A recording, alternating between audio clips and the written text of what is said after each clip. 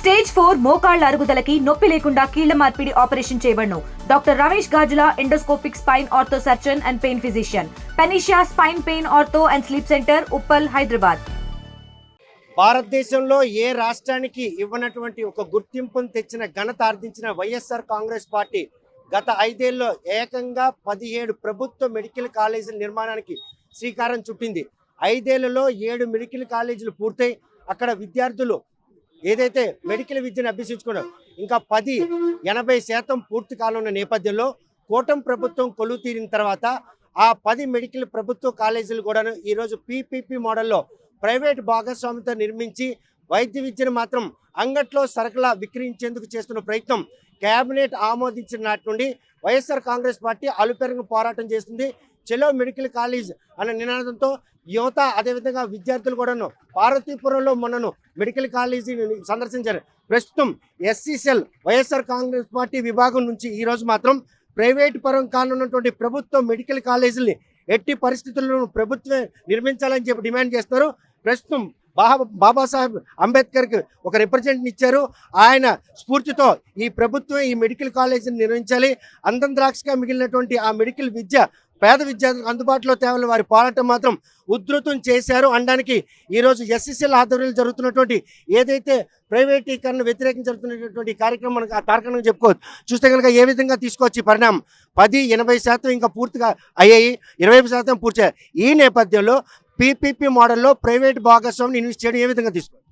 ఈరోజు రాష్ట్రంలో కూటమి ప్రభుత్వం ఏర్పడిన నాటి నుండి అన్ని వ్యవస్థలను నిర్వీర్యం చేస్తూ మరీ ముఖ్యంగా పేద వర్గాలకు ఏవైతే అందుబాటులోకి రానున్నాయో దాన్ని రద్దు చేస్తూ ఈ కూటమి ప్రభుత్వం తీసుకున్న నిర్ణయాన్ని వైఎస్ఆర్ కాంగ్రెస్ పార్టీ ఎస్సీ విభాగం తీవ్రంగా ఖండిస్తుంది. అయితే ఈరోజు రాష్ట్రంలో వైఎస్ జగన్మోహన్ రెడ్డి గారు అధికారంలోకి వచ్చిన తర్వాత 2019లో ఈ ప్రపంచాన్ని శాసించినటువంటి మహమ్మారి అయినటువంటి కరోనా వంటి సంక్షోభం ఏర్పడిన ఈ భారతదేశం కాదు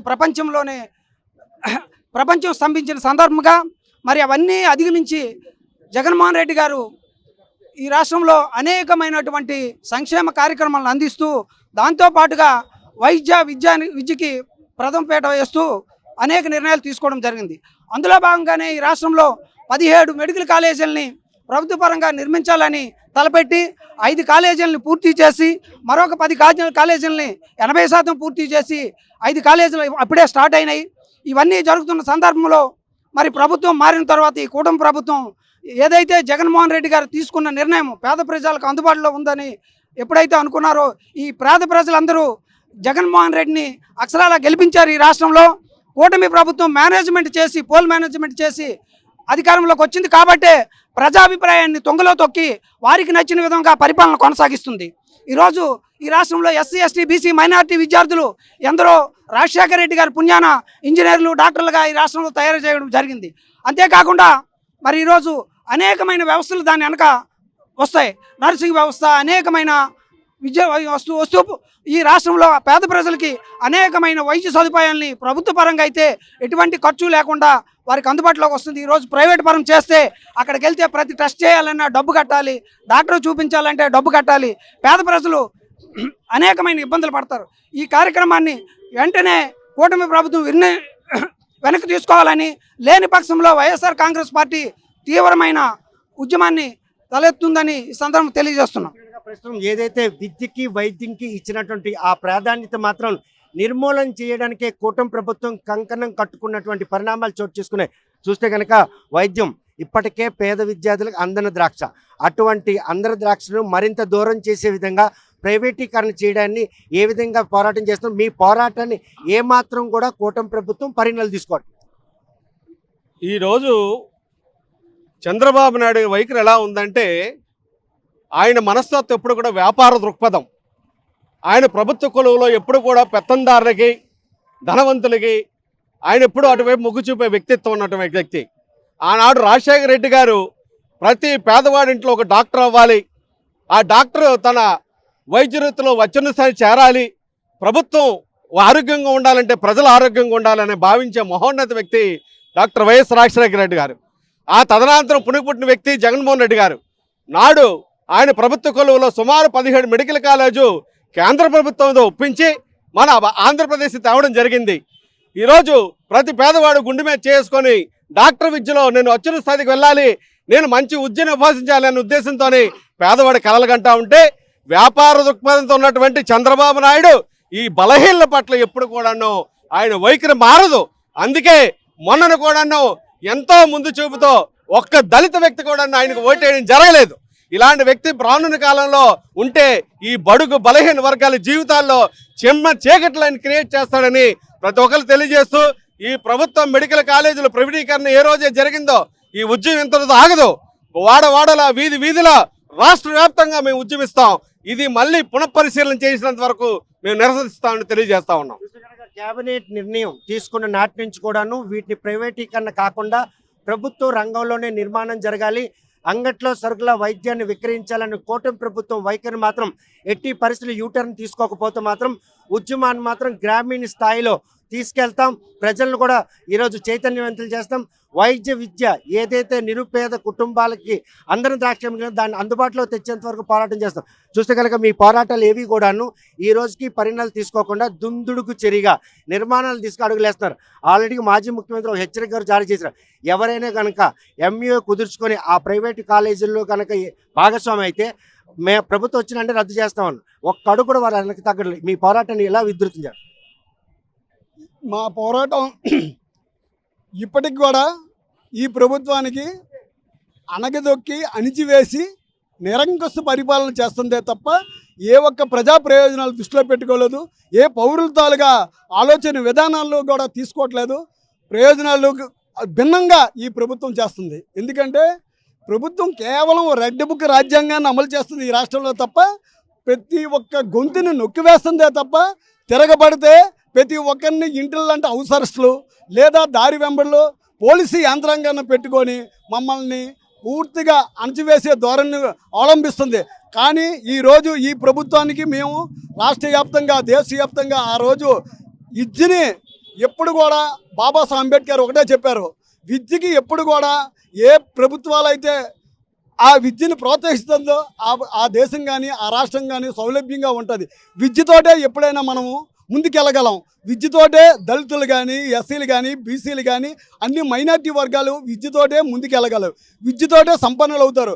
విద్యతోటే ఈరోజు ఆ విధంగానే మన గౌరవ ముఖ్యమంత్రి వాళ్ళు మాజీ ముఖ్యమంత్రి వాళ్ళు జగన్మోహన్ రెడ్డి 17 కాలేజీలు ఈ రాష్ట్రానికి తీసుకొస్తే దానికి ప్రైవేటు పరంగా చేయడానికి ఈనాటి ఈ ముఖ్యమంత్రి కుట్టిలి ప్రయత్నాలు చేసి పెత్తందారులతో కొమ్ము కాసి పెత్తందారులతో కొమ్మక్కి అయిపోయి మేము మిగతా పవన్ కళ్యాణ్ బీజేపీ పరిగణనలో తీసుకోలేదు. ఈ తెలుగుదేశం చంద్రబాబే దగాకోర నాయకుడు, ఎప్పుడు కూడా అణచివేసే నాయకుడు. దళితులకి ఎవరు పుట్టాలని ఆనాడు అన్నాడు. ఎస్సీలను కించపరిచే విధంగా ఎస్సీలని హీనంగా చూసి ఎస్సీలను అంగదొక్కే ప్రభుత్వం ఏదైనా ఉందంటే ఈ దేశంలో ఏకైక ప్రభుత్వం తెలుగుదేశం ప్రభుత్వం. ఈ తెలుగుదేశం ప్రభుత్వానికి నోకలు చెల్లిన రోజులు వస్తాయి. ఈ తెలుగుదేశం ప్రభుత్వం తిరగబడే రోజులు దగ్గరలో ఉన్నాయి. ఈ తెలుగుదేశం చేస్తున్న మోసాలకి ఇంకా తిప్పుకొట్టే రోజులు దగ్గర పడ్డాయి. మీరు ఏమాత్రం ఏ ఒక్కరూ భయపడం. జైలుకి కానీ ఇప్పటికే మోల్డ్ కేసులు మా మీద పెట్టారు. ఎన్ని కేసులకు కూడా మీ మీద భయపడవలసిన ప్రసక్తే లేదు.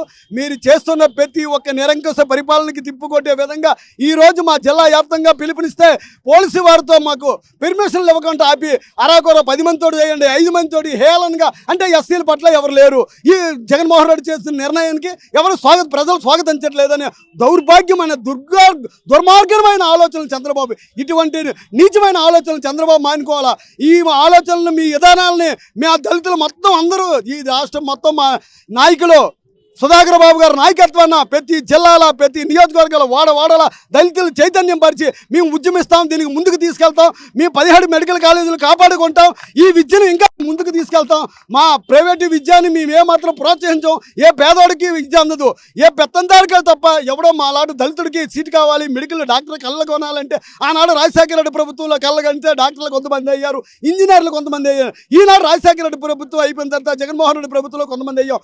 మళ్ళీ చంద్రబాబు వచ్చిన తర్వాత దళితులను సిదివేయాలా, దళితులను తొక్కేయాలా, దళితులని కపాలాందాస్తాలతో నలిపేయాలా, దళితులు యువకులని గంజాయి కేసులు పెట్టడం, స్మగ్లింగ్ కేసులు పెట్టడం, నిరంకుశగా దళితులు ప్రభుత్వ ఉద్యోగుల మీద వేటేస్తుండ్రు. ప్రభుత్వం నిన్నగాక సౌమ్య మీద మీరు చూశారు. సౌమ్య మీద కూడా పూర్తిగా ప్రభుత్వం ఇంత నిరంకుశ పరిపాలన చేస్తున్న ఈ తెలుగుదేశం పార్టీని ముక్కలుగా చేయకపోతే ఈ దళితులకి కాపాడుకునే రక్షణ లేదు. బాబాసాహెబ్ అంబేద్కర్ విధానాలు మేము ముందుకు తీసుకెళ్తాం. ఆయన ఆలోచనలు పోరాడుతూ పోయేదేట్లేదు. బాని సంఖ్యలు తప్ప మేము ఎట్టి పరిస్థితుల్లో వదిలే ప్రసక్తి ప్రసక్తే లేదని మీ ద్వారా తెలియజేస్తున్నాం.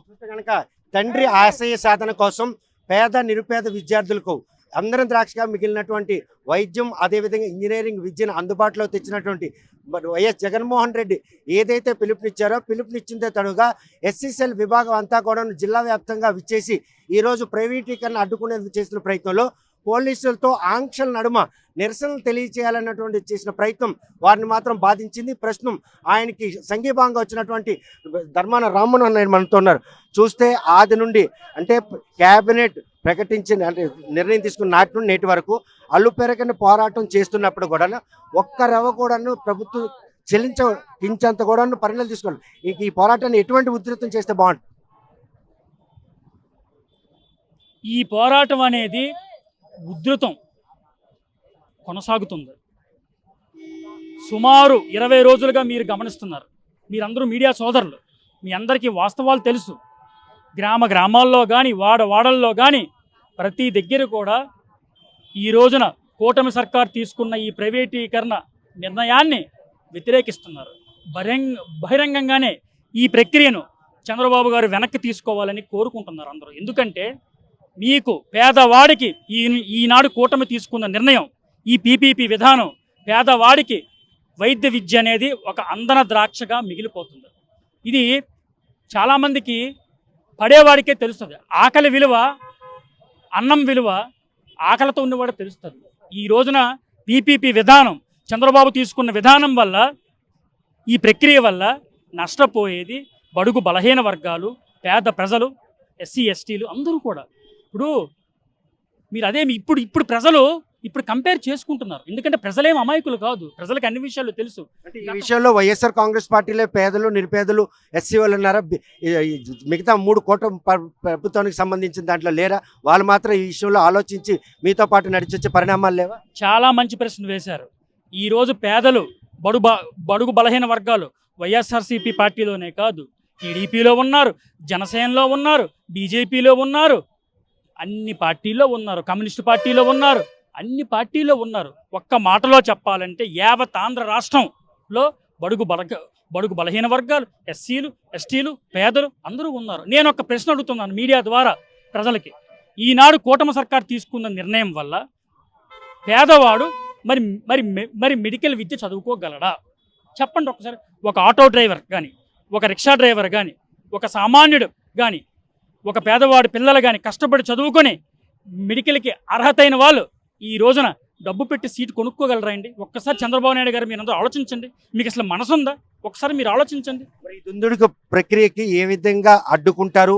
ఇప్పటికి మీరు చేస్తున్న పోరాటంలో కేవలం వైఎస్ఆర్ కాంగ్రెస్ పార్టీ మార్క్ కాకుండా ఆంధ్రప్రదేశ్లో ప్రైవేట్ కానున్నటువంటి వైద్య విద్యను మళ్ళీ ప్రభుత్వ పరంగా నిర్వహించేందుకు అందరినీ కలుపుకుంటే ప్రణాళిక ఏమైనా రూపొందిస్తున్నారు? ఈ రోజున కూటమి సర్కార్ చర్యలకి చాలామంది భయపడిపోతున్నారు.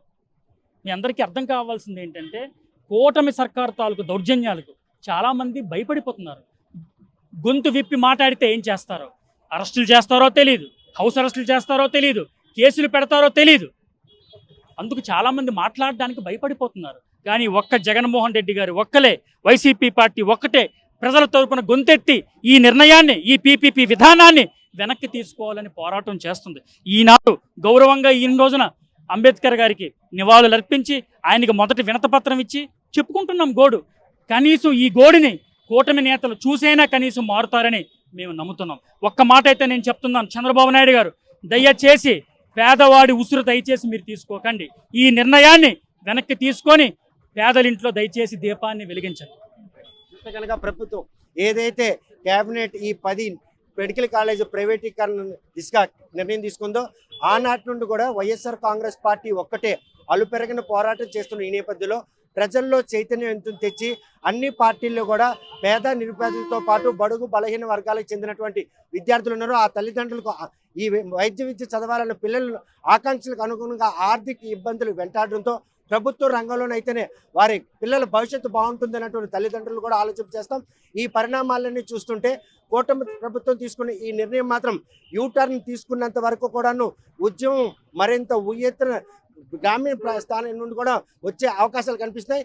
ఇటువంటి పరిణామాలు చోటు చేసుకున్న నేపథ్యంలో కూటమి ప్రభుత్వం యూటర్న్ తీసుకుంటుందా, లేకపోతే ఈ ఆందోళన ఉధృతం చేసేందుకు దోహదపడుతుందా లేదా అనే విషయం వేచి చూడాల్సిందే. వీడియో జర్నలిస్ట్ రామకృష్ణతో సత్యం, RTV శ్రీకాకుళం.